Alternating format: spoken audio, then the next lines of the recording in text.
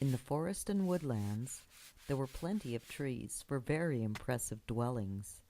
A name that fits a dwelling is the long house. Made of wood and covered in bark, they were curved like a half circle or semicircle. They could be as big as over 100 meters long and 7 meters wide. That's 330 feet long and 23 feet wide. First, they made a frame out of long poles of wood that were set in the ground and braced by horizontal poles. Poles were tied into place with wooden splints and leather rope or wood fibers. To make the frame complete, long poles were placed horizontally along the brace and tied into place.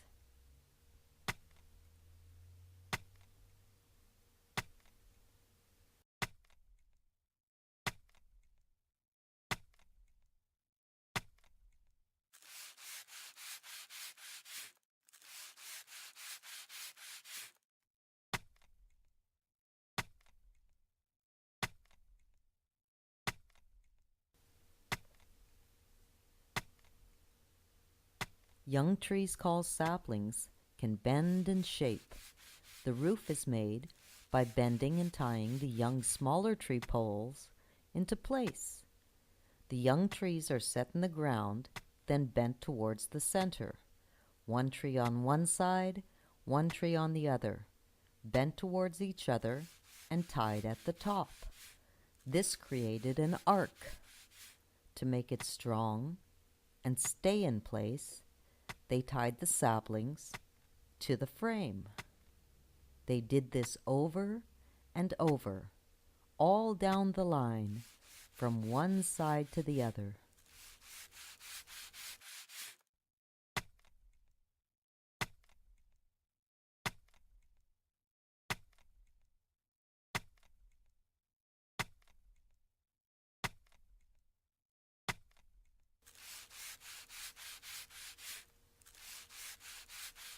Smoke holes were positioned at intervals totaling 5 or more along the roof. This was for ventilation. A flap was rigged on the smoke holes so that when it rained or snowed, the holes could be open or closed.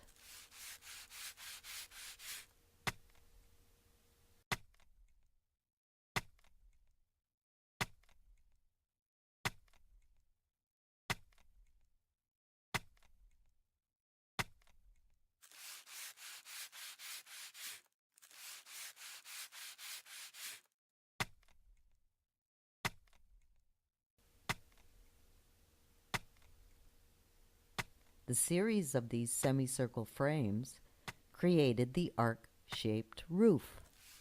The roof is angled to make sure that rain and snow will not gather and damage it. The end result looked like a rib cage.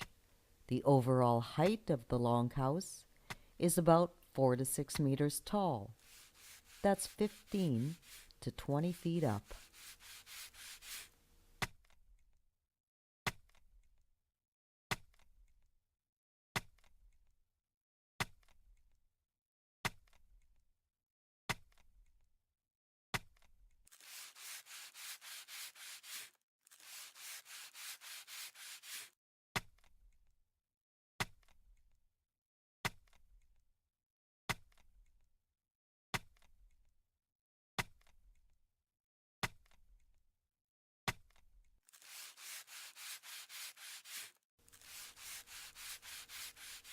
To make it stronger, long poles were placed horizontally and tied all the way along the arc.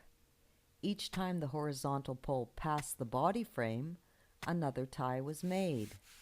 The fact that no nails were used is amazing. Simple bark and leather straps kept this large structure intact. Then you had a complete frame. The first frame and the arc frame and the horizontal poles made the longhouse very strong. They lasted as long as 20 years.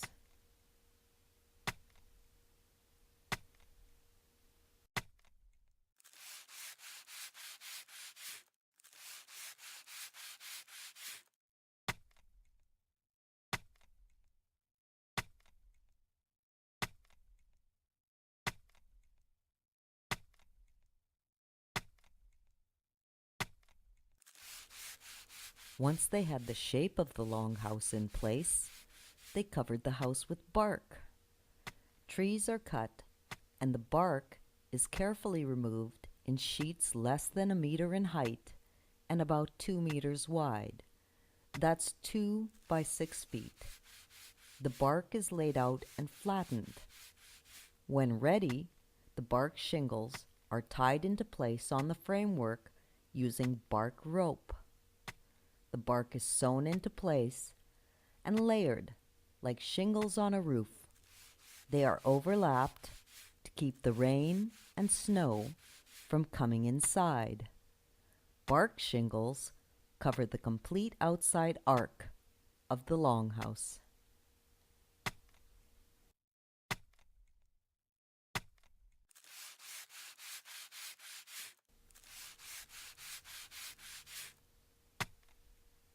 An outer framework of poles is placed over the bark shingles and tied together to finish construction. This made the structure stronger and secured the shingles into place.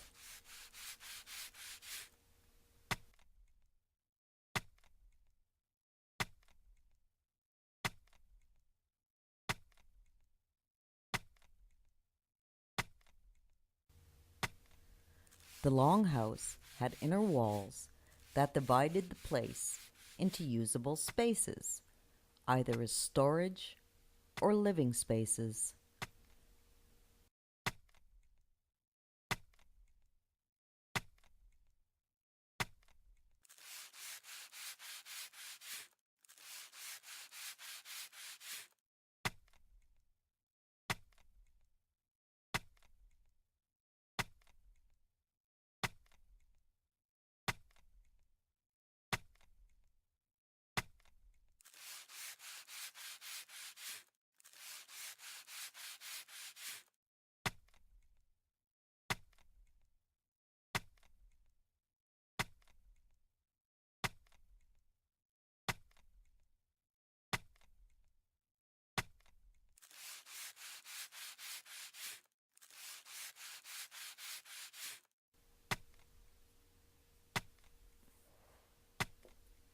It had 2 doors, one on each end, and no windows.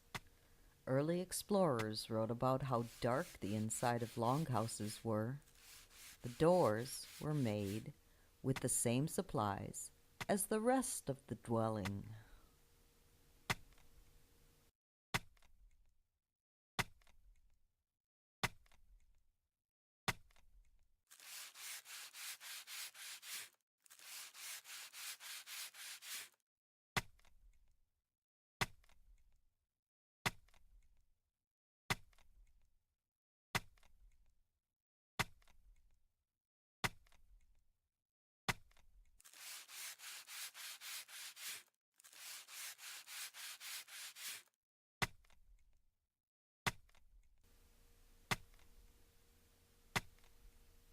Platforms were set less than a meter off the ground, or 1 foot off the ground, to protect the people from the dampness of the floor. An upper platform ran the length of the longhouse. Many families lived together in one. Each was assigned their own section. Fireplaces and fire pits ran down the middle for heat and for people to share as a public place to cook food. A family would occupy a booth on either side of the hall. The booth had platforms for sleeping. Longhouses provided little privacy, but First Nation people were accustomed to helping and sharing with each other. Togetherness was a value.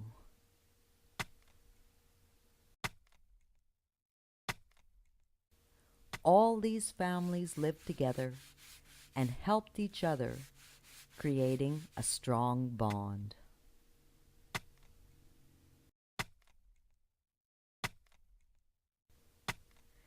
Nowadays, First Nation people of the forest and woodlands live in houses and apartments just like you and me.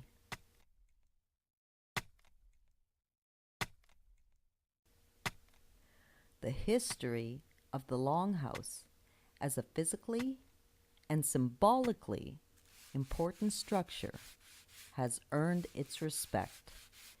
Even today, these First Nation people call themselves the people of the Longhouse.